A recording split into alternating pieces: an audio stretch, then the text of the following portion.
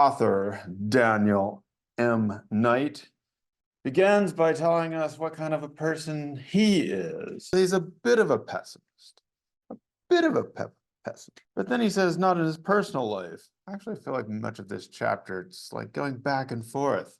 It's like, I'm a pessimist. Wait, no, I'm not. I'm gonna have great retirement in northern Greece, and my daughter's gonna win Wimbledon.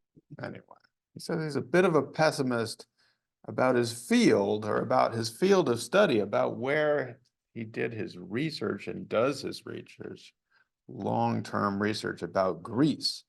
In part because of the circumstances that brought him there, because when he first went there, he was going to be studying, like, as he put it, going to be studying how, having set out to conduct research on how the traditional mode of doing socioeconomics was dovetailing with the capitalist market economy to provide my Greek interlocutors, my Greek friends, with the best of both worlds, prosperity, as my proposed thesis title would indicate. That's what he started out to do. What happens, Liv, in the blink of an eye, to his idea that he was going to study how the traditional and the modern fused together to make this new, prosperous future? Kind of bad. It goes kind of bad. It goes kind of in the blink of an eye.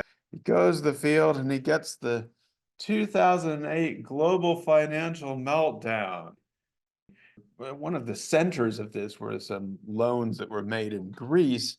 And so in order to make sure that the Greece, of course, is part of the European Union, they impose these pretty harsh what are called austerity measures. So they wouldn't let them spend money, they wouldn't let them borrow things. These are called sort of neoliberal policies. And there were all sorts of stereotypes going on about the Greeks being all lazy and that they needed to get in shape and stop borrowing so much money and depending upon the government. It was extremely harsh for what he calls the Greek economic crisis. It was a huge event. Again, this was here too, but in some ways was larger in Greece. Now, what he says here is that in this situation, there were two perspectives. On the one hand, there were a whole bunch of people who wanted to blame capitalism and blame the neoliberal economy for creating these harsh conditions for people. And what this parallels is what we've talked about a little bit, is this idea of dark anthropology, which basically says the world is in bad shape. This is for a scholar named Sherry Ortner. An anthropology of suffering under the global neoliberal condition is a reflection of the harsh and brutal dimensions of human existence and the structural and historical conditions that produce them. So the idea was that the overall picture of the world is terrible because of these neoliberal capitalism, and it's the job of anthropology to basically document that all. On the other hand, there's this other perspective, which in some ways the people in this book have been talking about, a different kind of thing, which is the idea that you would celebrate the resistance to that neoliberal capitalism. And so the reason I say that this chapter goes back and forth is because several times he says that he did find optimism in Greece, but for many people, anthropologists and others, it wasn't the right kind of optimism. Let's deal with this for a little bit. So what was he studying? So he's there. He says that for the most part, what he saw, hey, they're in a financial crisis. It is true, Liv, it's a pessimistic news cycle, but it's not just a news cycle. People are losing their homes and losing their jobs. And so for the most part, he's witnessing this, what he calls the destruction of social institutions, return to times past, not in a good way, like in a bad old times past, and extractive economics, people going in and taking advantage of the situation. So on the one hand, you have what he sees mostly as some pretty bad stuff going on. Now, there were a couple people that he talked to who were more optimistic. Stella and Takis. Yeah, so there were a couple people here. Stella herself is more, she she was in the tourism business. And she was able to, a lot of people, this went way down because of the financial crisis, but she was able to reconfigure herself and sell these tours and different kinds of tourism, scuba diving. That sounds fun. Abseiling, cut price hang gliding lessons, and adventure trekking. So in the old days, and before the crisis, people used to go on more luxury vacations. She was able to sell these more adventurous vacations. And then, yes, you're correct. Takis, he was a mechanic, didn't have anything nobody could afford to have him do his cars. So he goes and starts doing his government program to put solar panels up, basically. And the thing about this is, both of them, they weren't super optimistic, but they had at least had some opportunities there and seemed to have survived and were in some ways ready to thrive. And so what he is saying here is that, and this goes along with the idea of the right kind of optimism, and he's criticizing that idea. And so what he's saying is that anthropologists were saying, oh no, this crisis was caused by neoliberal capitalism. So somebody who's having a business and being capitalistic and selling tourism of all things isn't always viewed as like a good thing. Or somebody who's participating, we're supposed to be saying how bad the government is, but somebody who's participating in that is seen as not doing the right kind of thing, politically correct activist counter movement. Now, I want to be clear, that's not to say that all anthropologists have the same political views or stuff like that, but there is this trend to see that, oh, if the people should be engaged in more political protest, not simply being exploitative within the system. Now, in his perspective, this idea that you could only be either super dark anthropology or celebrating the protesters and all they have to say. Different problems and different experiences of how they might relate to that. So this is one of his points, is that, hey, we should be open to the fact that, there's a whole range of stuff going on. And that's our job as anthropologists, is not necessarily to celebrate one, but to be sympathetic to different ways that people might approach this. So what he says that they were doing, and this is, I suppose, another big point of the chapter, is creating these, what he calls micro-utopias. And so these micro-utopias, Stella and Takis here, illustrate the different possibilities of humans striving, imagining a better life and their own versions of good that is detached from wider political agendas. So they're not trying to make a huge point here. They're not involved in a big protest movement or even a political movement. They're just trying to, hold on to what they have and make something good of it in a small way. Because, when we usually think utopia, what do we think about? Utopia is supposed to be that place out there where everything is great.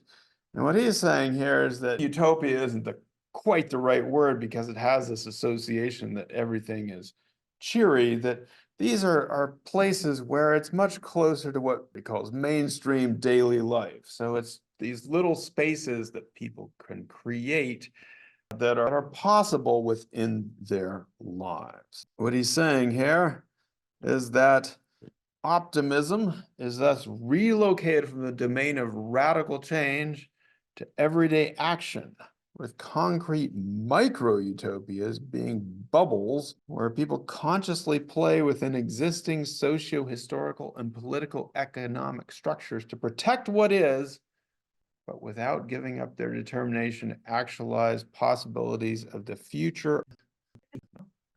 He sees these as part of the vertiginous, that's the title of his book, Vertiginous Life. The vertiginous is indicative of epochal crisis, where people encounter a sudden rupture which gradually loses its eventedness and becomes a chronic condition. A once attention-grabbing, explosive new scenario becomes the everyday norm over an elongated period. So I think what he's saying there is you had this economic crisis, right? You had this in Greece, it was a experience first as this rupture, as this crisis, as this event, but then it went on for a long time. It wasn't an event anymore, it was a chronic condition. And so now it's just that's what people were living. And so he says that for most people that he talked to this was bad. Vertigo, as in not good, as in you're spinning around, it's yuck, and you're feeling dizzy and disoriented. And that's how they describe their condition, was bad vertigo. But this is the back and forth. And he says that in social theory, and he cites a lot of people with long names like Kierkegaard, the vertiginous is at the precipice of creativity, audacity, and the creation of novel histories or futures. So he cites a number of people who describe, at least in theory, that you might feel dizzy or you might feel out of it, but it's also this time when you're creating something new. You're creating a new trajectory. There is this other possibility that it create a new path, a new trajectory.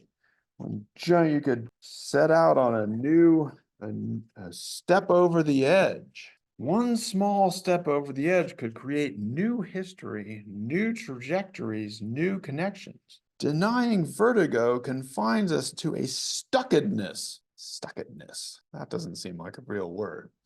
Stuckedness.